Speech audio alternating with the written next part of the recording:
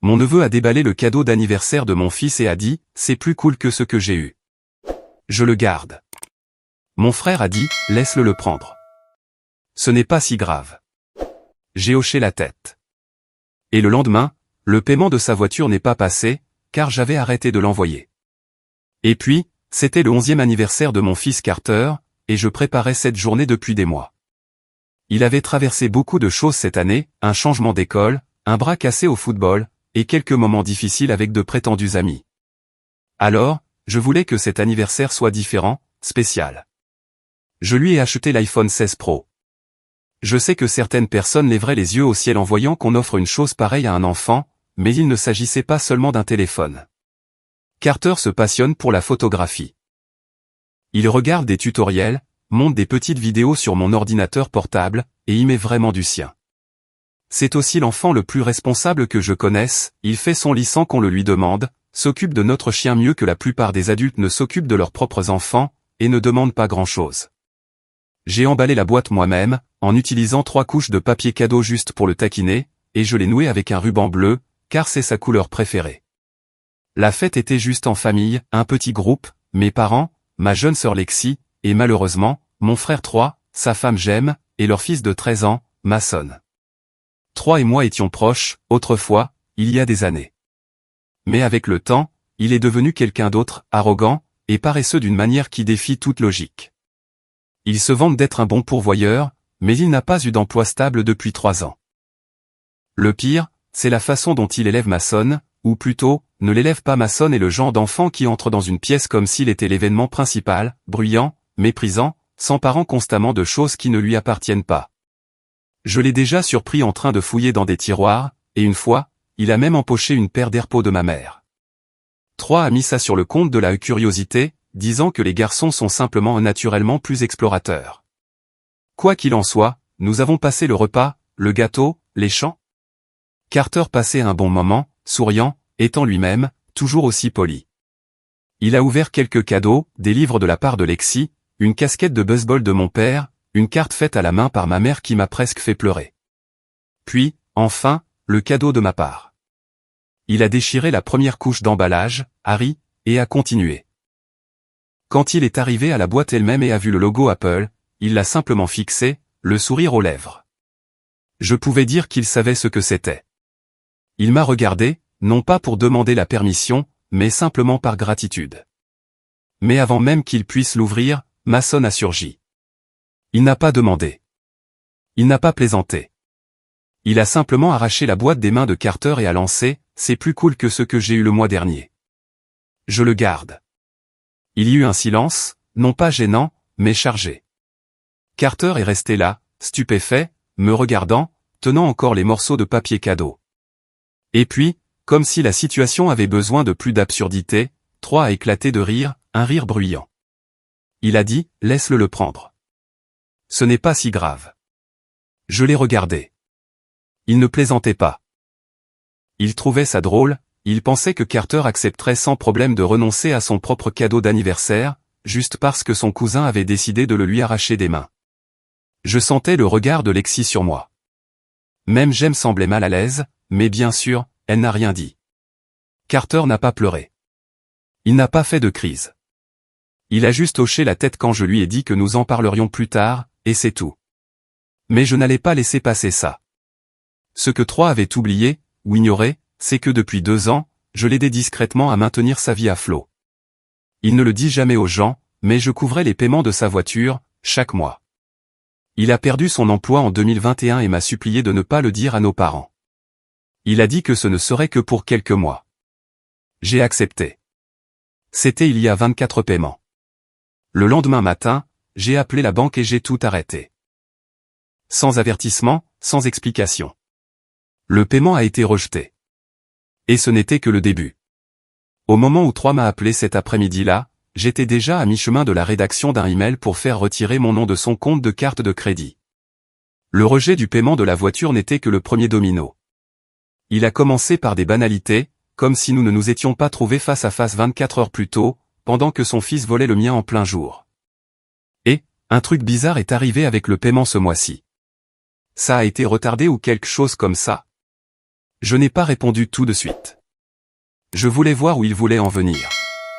Il a divagué pendant une autre minute, riant comme si c'était un coup de chance. Puis je lui ai dit que ça n'était pas passé, parce que j'avais arrêté de payer. Silence. Je pouvais presque entendre le déclic dans son cerveau, comme un court-circuit. Il a demandé pourquoi, avec ce ton agacé qu'il utilise quand quelqu'un ose le déranger. J'ai dit, Mason a volé le cadeau d'anniversaire de Carter, et au lieu de le corriger, tu as ri. Tu m'as dit de le laisser le garder. Il a soupiré, comme si je dramatisais. Il a dit, ce n'est pas si grave. C'est un téléphone. Je lui ai rappelé que ce n'était pas juste un téléphone. C'était le cadeau d'anniversaire de Carter. Il a dit que j'en faisais toute une histoire et qu'il n'arrivait pas à croire que je laisserais une querelle d'enfants ruiner tout ce que nous avions construit en tant que frères et sœurs. Cette partie m'a fait rire.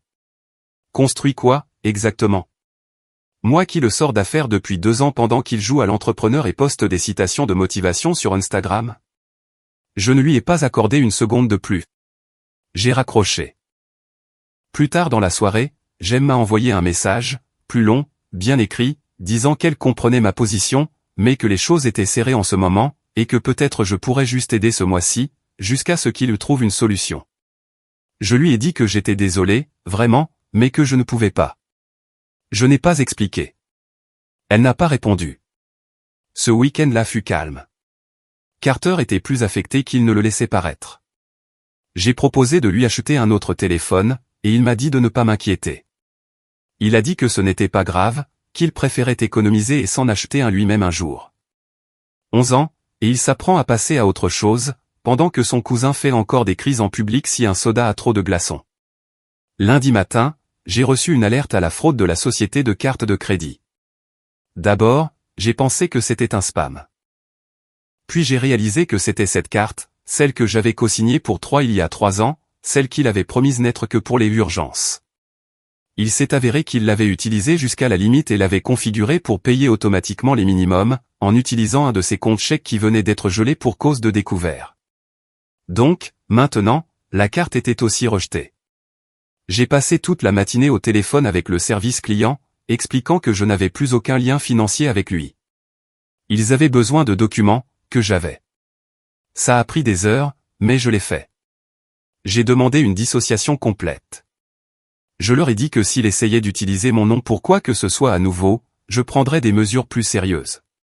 Les retombées furent rapides. Jem m'a de nouveau appelé, mais pas en pleurant cette fois-ci, furieuse. Elle a dit que je déchirais leur famille, que Troy était humilié, qu'il ne pouvait même plus mettre d'essence dans sa voiture. Je lui ai demandé où était cette même énergie la veille, quand Mason avait pris le cadeau de Carter et que Troy l'avait défendu comme si de rien n'était. Elle a dit que ça n'avait rien à voir avec ça. J'ai dit, non, ça a tout à voir avec ça. Et puis Troy m'a envoyé un texto, tout ça pour un foutu iPhone. J'ai fixé ça un moment, non pas parce que ça faisait mal, mais parce que ça confirmait ce que je savais déjà. Il ne comprenait vraiment pas. Il ne voyait pas où était le problème. J'ai répondu, non, pour un foutu manque de respect. Il n'a pas répondu, mais je savais qu'il le ferait éventuellement, car la vraie douleur ne faisait que commencer. 3 jours passèrent sans un mot de Troy. Puis j'ai eu le message vocal. Il n'a pas appelé pour parler. Il a laissé un message, comme un lâche. Sa voix avait ce faux ton posé qu'il utilise quand il essaie de ne pas paraître sous pression. Il a dit qu'il était déçu de moi, que j'utilisais l'argent comme une arme contre la famille. Et la partie qui m'a vraiment fait tiquer, c'est quand il a dit, ce n'est pas comme ça que papa et maman nous ont élevés. Ce mensonge. Chaque fois qu'on le met au pied du mur, il se cache derrière nos parents, comme si nous avions grandi dans une sorte d'utopie morale et que c'était moi qui brisais le code. Je n'ai pas répondu. À la place, je me suis concentré sur Carter. Il ne boudait pas, ne se plaignait pas, mais quelque chose en lui avait changé. Son sac à dos est resté intact pendant 2 jours. Il n'a pas pris une seule photo de toute la semaine. Et c'est le même gamin qui photographiait les fourmis sur le trottoir juste pour tester la lumière. Puis je l'ai vu. Mason avait posté une vidéo de lui en train de déballer l'iPhone 16 avec la légende « Enfin mis à jour ». Cadeau d'anniversaire en retard. Carter n'était même pas identifié, mais certains de ses camarades de classe l'ont vu. Un enfant aurait dit « C'est le téléphone que ton cousin a volé », non ? Carter ne me l'a pas dit. Je l'ai appris de son enseignante, après qu'elle m'ait appelé pour me dire qu'il avait eu une altercation silencieuse avec un autre garçon. Rien de physique, mais Carter avait craqué. La conseillère d'orientation s'en est mêlée. C'en était trop pour moi. Le lendemain matin, j'ai envoyé un texto à Jem pour lui dire que 3 devait m'appeler. Pas elle, pas Mason. Lui. Quelques heures plus tard, mon téléphone a sonné. Il a commencé par « Quoi encore ?» Je lui ai dit sans détour « Je veux récupérer le téléphone. » Il a ri. Un vrai rire, comme si je venais de lui demander de me donner un billet de loterie gagnant. Il a dit « Tu penses vraiment que je vais prendre un téléphone à mon fils parce que les sentiments de ton fils ont été blessés ?» Je lui ai dit que ce n'était pas une question de sentiments, mais de respect. Il a dit que j'exagérais. Que je devais grandir. Puis il a commencé à s'emporter sur le fait que j'avais toujours utilisé l'argent pour dominer les gens, comme si j'y prenais plaisir. Je lui ai dit, tu confonds l'aide avec le contrôle. Je t'ai aidé quand tu ne pouvais pas t'aider toi-même. Ce que tu ressens maintenant, c'est ce que ça fait quand quelqu'un arrête enfin. Il a raccroché. Ce soir-là, Jem s'est présentée chez moi. Elle n'est pas entrée. Elle est juste restée à la porte, tenant le téléphone dans sa boîte, encore scellée. Elle n'a pas dit un mot, me l'a juste tendu et est partie. J'ai appelé Carter en bas et je lui ai donné la boîte. Il n'a rien dit, a juste hoché la tête et est retourné dans sa chambre. Il a fallu 1 heure avant que j'entende à nouveau le son de l'obturateur de l'appareil photo. Et j'ai pensé, bien. C'était la première lueur d'espoir après tout ce gâchis, mais je savais que ce n'était pas fini. 2 jours plus tard, 3 a pété les plombs. Il a posté une de ses longues tirades apitoyées sur son sort sur Facebook. Aucun nom n'était mentionné, mais ce n'était pas nécessaire. Tout un paragraphe sur la façon dont certaines personnes confondent la générosité avec le pouvoir et pensent qu'avoir raison est plus important que d'être décent. Ses amis se sont joints à la fête. Quelques-uns de nos cousins ont commenté des choses comme « mince, c'est froid » et certaines personnes oublient d'où elles viennent. Et c'est là que j'ai su exactement ce qui allait suivre. Nos parents ont un compte d'épargne discret auquel 3 et moi avions accès pour les urgences familiales. Ce n'est pas une fortune, mais c'est suffisant pour compter. Je n'y avais jamais touché. 3, 2 fois. La première pour son déménagement après la saisie. La seconde, quand Jem a subi son opération. Apparemment, juste après avoir rendu le téléphone, il a de nouveau essayé de puiser dans le compte. Il ne leur a même pas dit, il a juste demandé le retrait. Je ne l'ai su que parce que le conseiller financier m'a envoyé un email pour me demander de confirmer la demande. J'ai appelé mes parents immédiatement. Ils étaient abasourdis. Ils n'en avaient aucune idée. Mon père était furieux. Ma mère était blessée. Je leur ai dit que je ne leur demandais pas de le couper les ponts. Je leur disais juste ce qu'ils faisaient dans leur dos. Le lendemain, ils lui ont complètement retiré l'accès. 3 ne l'a découvert que lorsqu'il a essayé de retirer de l'argent pour son assurance auto, et que la transaction a été signalée. Ce soir-là, je l'ai entendu crier en arrière-plan lorsque Jem a appelé. Elle ne m'a même rien demandé. Elle a juste dit, j'espère que ça en valait la peine. Je lui ai dit, demande à ton mari. C'est lui qui a commencé. Et j'ai raccroché. La paix n'a duré que jusqu'au prochain dîner de famille. Car c'est là que tout a vraiment explosé. Le dîner de famille était censé avoir lieu chez papa et maman. C'était leur idée, l'un de ces rassemblements forcés où tout le monde fait semblant que tout va bien, pour maintenir l'illusion. Je ne voulais pas y aller, mais Carter a dit qu'il irait. Et honnêtement, je voulais que 3 me regarde dans les yeux. Juste une fois. Lexi était déjà là quand nous sommes arrivés. Elle m'a lancé ce regard, comme si elle savait que quelque chose allait éclater avant le dessert. Jem et Mason étaient dans le salon. Mason était sur son téléphone, probablement l'ancien, puisque l'iPhone avait mystérieusement disparu de ses réseaux sociaux quelques jours auparavant. J'ai supposé que 3 l'avait obligé à supprimer la vidéo. Ou peut-être pensait-il que retirer la publication me ferait oublier. 3 est entré de la cuisine comme si de rien n'était. Il a essayé de me faire un câlin. J'ai reculé. Tout le monde l'a remarqué. Le dîner a commencé de manière gênante mais calme. Maman a posé des questions sur l'école. Lexi a parlé d'un gars qu'elle voyait. Carter répondait aux questions par des phrases d'un mot. Mason a lancé un haricot vert à la tête de Lexi. Un dysfonctionnement normal. Mais ensuite, papa, toujours celui qui brise la paix, a demandé à 3 s'il avait trouvé un nouvel emploi. 3 a haussé les épaules et a dit, je me suis concentré sur la construction de quelque chose au lieu d'être la marionnette de quelqu'un. Et puis, sans même me jeter un regard, il a ajouté, contrairement à certaines personnes. J'ai bu une gorgée d'eau et n'ai rien dit. Lexi m'a regardé comme si elle comptait les secondes avant l'impact. Puis Jem s'en est mêlée. Elle a dit qu'elle espérait que nous pourrions tous recommencer à agir comme des adultes et laisser les broutilles dans le passé. Je l'ai regardée, toujours silencieuse. Elle a continué, a dit qu'il y avait eu des mois de tension inutile, ce qui, curieusement, n'avait duré que 2 semaines, et a dit que nous devrions aller de l'avant pour les enfants. J'ai finalement parlé. J'ai dit, aller de l'avant signifie que vous arrêtez d'agir comme si ce qui s'est passé n'était pas arrivé. Et ce fut tout.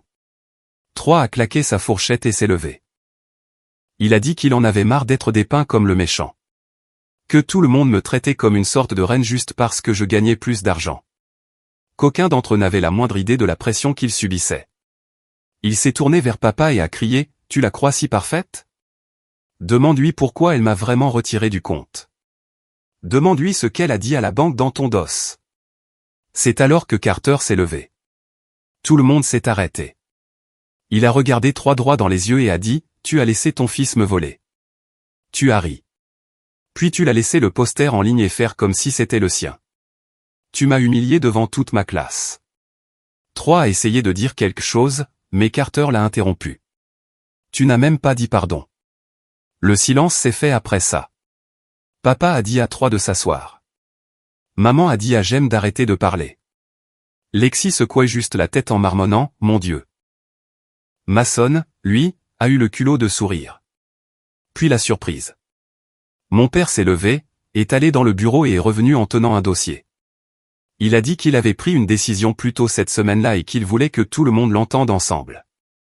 Il a ouvert le dossier, m'a tendu une copie de quelque chose. C'était un formulaire légal. Lui et ma mère avaient restructuré le fonds d'urgence. Il n'était plus commun. Il l'avait divisé, la moitié à mon nom, la moitié à celui de Lexi. Le nom de 3 avait disparu.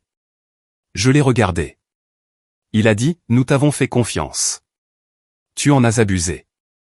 3 avait l'air d'avoir reçu une gifle. Il s'est tourné vers maman. Elle ne l'a même pas regardé. Puis il est sorti en trombe. Sans un mot. Jem l'a suivi. Mason est resté une seconde de plus, a regardé Carter et a dit, on dirait que tu as enfin récupéré ton petit jouet. Puis il est parti. Carter s'est assis, a repris sa fourchette, comme si de rien n'était. Plus tard dans la nuit, 3 a fait ce qu'il fait toujours quand il est acculé. Il est allé en ligne. Cette fois, ce n'était pas juste une diatribe sur Facebook. C'était une histoire complète. Il a posté des captures d'écran de son avis de saisie de voiture, a exagéré quelques faits et s'est fait passer pour une victime. Il a même laissé entendre que je manipulais nos parents pour qu'ils le coupent les ponts. Et puis, de manière inattendue, il a posté une fausse capture d'écran de Cash App montrant qu'il m'avait remboursé tout ce que je l'avais jamais aidé. Les commentaires ont explosé. Amis, famille élargie, même quelques personnes de l'église se sont joints. Un seul d'entre eux était un avocat. Lexi m'a envoyé une capture d'écran. Le commentaire disait, « Attention, c'est de la fraude. » Les choses tournaient mal pour lui, rapidement, mais je n'avais pas fini d'observer. La fausse capture d'écran de Cash App était une tentative si paresseuse de sauver la face que j'ai presque ri. Presque. Il l'avait posté tard dans la nuit, comme il le fait toujours quand il veut semer la zizanie tout en prétendant être indifférent. Le montant sur la capture d'écran était complètement faux. L'horodatage était flou, et la légende disait, « J'ai remboursé ma sœur. Maintenant, elle peut arrêter d'agir comme si elle me possédait. » Lexi me l'a transmise avec une seule phrase, « Tu as vu ce cirque ?» Je n'ai pas commenté. Je n'en avais pas besoin. Les commentaires sous sa publication ont fait tout le travail. Des gens du lycée, d'anciens collègues, un de nos cousins, même la tante de Jem du Texas qui ne m'a jamais rencontré, a écrit, « Fier de toi, 3, d'être le plus intelligent. » C'est alors que Lexi a porté le coup de grâce. Elle a identifié un de ses amis avocats qui a répondu en une seule ligne, « Attention. Falsifier des documents financiers publiquement peut être considéré comme de la fraude. » La publication a disparu 1 heure plus tard. Pas d'excuses, pas de correction, juste disparu. Mais le mal était déjà fait. Le lendemain matin, maman m'appelait. Elle l'avait vu. Elle était confuse, me demandant si 3 m'avait vraiment remboursé. Je lui ai dit non, que c'était juste un autre mensonge, que ce n'était même pas le pire. Et puis, sans le prévoir, je lui ai dit quelque chose que j'avais gardé pour moi. Qu'il y a 2 ans, 3 m'avait demandé de co-signer un prêt personnel. Et j'avais dit non, car à ce moment-là, je savais déjà quel genre de chaos il laissait derrière lui. Il m'avait dit que si je ne le faisais pas, je le regretterais, que je choisirais l'argent plutôt que la famille. Et nous en étions là. Elle n'a rien dit, mais je pouvais dire que quelque chose avait fait tilt pour elle. Pourtant, quelques jours plus tard, elle a réessayé. Elle a dit que ça signifierait beaucoup si je venais au dîner de Noël en famille. Elle a dit que je lui manquais, que Carter devrait être avec ses cousins. Je lui ai dit que Carter avait déjà décidé qu'il voulait passer Noël ailleurs cette année, juste nous deux. Je ne l'ai pas dit pour punir qui que ce soit. Je l'ai dit parce que je le pensais. J'en avais assez de me présenter à des endroits par culpabilité. J'en avais assez de m'asseoir à des tables avec des gens qui me souriaient de la bouche et me manquaient de respect avec tout le reste. Puis la chose suivante est arrivée, et celle-ci m'a décontenancé. 3 s'est présenté à mon bureau, pas avec Jem, pas avec Mason, seul. Je me dirigeais vers ma voiture pendant ma pause déjeuner, et il était là, appuyé contre la portière passager comme s'il avait quelque chose d'important à dire. J'ai pensé qu'il allait peut-être s'excuser, ou au moins faire semblant, mais non. Il a dit, « Et alors ? Tu me coupes les ponts maintenant ? » Jean, complètement. Je n'ai pas répondu. Il a dit, « Tu es contente maintenant ? Tu as eu ta petite victoire ? » Puis il m'a demandé si j'étais fier de moi. Il a dit que le fait que je monte nos parents contre lui était bas, que j'agissais comme une sainte alors que je lui avais tenu rigueur de son passé pendant des années. Je lui ai dit que je ne lui avais jamais rien tenu rigueur. J'avais juste arrêté de le protéger. Il a dit, « Tu te crois toujours meilleur que tout le monde. » J'ai dit, « Non, je pense juste que je mérite mieux que d'être utilisé. » Il est parti sans un mot de plus. Je pensais que ce serait peut-être la dernière fois que je le verrais avant un moment, mais je l'ai sous-estimé. 2 jours plus tard, une boîte est arrivée chez nous. Sans adresse de retour. À l'intérieur, il y avait un iPhone 6, écran fissuré, sale, fonctionnant à peine, avec un morceau de papier de cahier collé dessus qui disait « J'espère que celui-ci est plus à son niveau ». Carter l'a ouvert et m'a regardé. J'ai pris le téléphone, je l'ai jeté directement à la poubelle et j'ai dit « Laisse-lui le dernier mot. C'est tout ce qui lui reste. » Mais il n'avait pas fini. Ensuite, il y a eu un commentaire sous la publication Instagram de Carter. Un emoji de clown et un pouce vers le bas. Je n'ai même pas eu à demander. Carter l'a bloqué immédiatement. Il a dit, « J'en ai marre de faire semblant d'être une famille juste parce que les gens le disent. » Ce soir-là, j'ai envoyé un message à mes parents, leur disant que Carter et moi ne viendrions pas à Noël, que nous partions en avion le 23, quelque part au chaud, quelque part au calme. Je n'avais pas besoin de leur permission. Je ne voulais juste pas qu'ils nous attendent. Maman a appelé le lendemain matin. Elle a supplié. Elle a dit que ça déchirerait la famille si je ne venais pas. Que j'étais l'adulte et que je devais être la première à me réconcilier. Je lui ai dit que j'avais été l'adulte tout ce temps. Puis elle a dit la seule chose qui a tout fait basculer, « Monica, peut-être que tu devrais être la plus intelligente. Peut-être que tu devrais faire le premier pas. » J'ai pris une longue inspiration. Puis je lui ai dit la vérité. J'ai été la plus intelligente pendant des années. J'ai payé ses factures. J'ai gardé ses secrets. J'ai fermé les yeux pendant qu'il élevait un enfant irrespectueux et arrogant qui harcelait le mien. J'ai tout laissé passer pour maintenir la paix. Mais maintenant, c'est un homme adulte. Laisse-le nettoyer ce qu'il a cassé. Nous avons réservé nos vols cet après-midi-là. Quand Noël est arrivé, Carter et moi étions à 1300 miles de là, sur une plage, regardant le coucher de soleil les pieds dans l'eau. Il a pris plus de photos cette semaine-là que je ne l'ai vu en prendre depuis des mois. Et 3. Il n'est pas venu à Noël non plus. Mais ce n'était pas une offre de paix. C'était un caprice. Et le silence qu'il a laissé derrière lui, c'était lui qui mettait nos parents au défi de lui manquer assez pour le supplier de revenir. Mais cette fois, personne ne l'a fait. Revenir de ce voyage, C'était comme atterrir dans une version différente de notre vie. Pas meilleure, juste plus claire.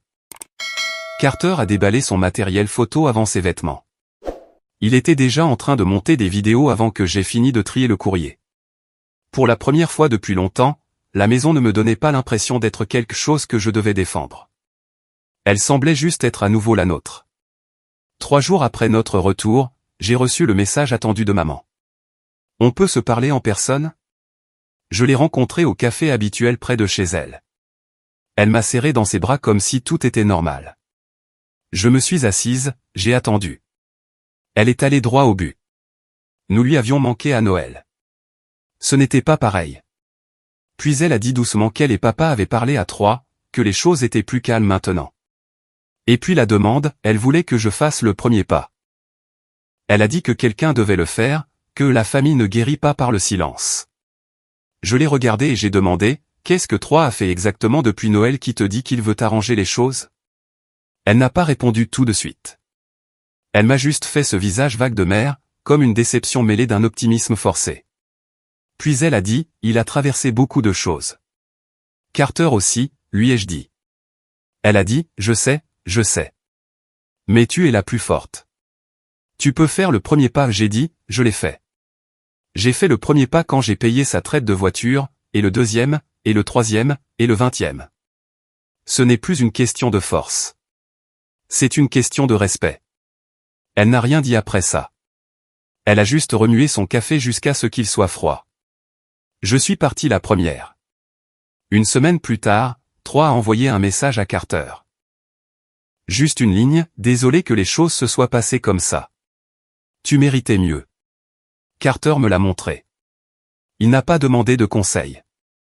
Il a juste dit, qu'est-ce que je suis censé faire avec ça? Je lui ai dit, rien. Tu n'es pas obligé de porter ses excuses pour lui. C'est à lui, pas à toi. Carter a supprimé le message. Puis sont venues les dernières retombées silencieuses. Ça ne venait pas directement de 3. Ça venait d'une cousine qui m'a envoyé un texto après un barbecue dans le jardin. Elle a dit que 3 avait parlé fort de la façon dont j'avais empoisonné Carter contre lui. Que je manipulais nos parents. Que je construisais un mur autour de moi juste pour me sentir puissante. Il ne pouvait toujours pas prononcer le mot responsabilité. Même pas quand il était ivre.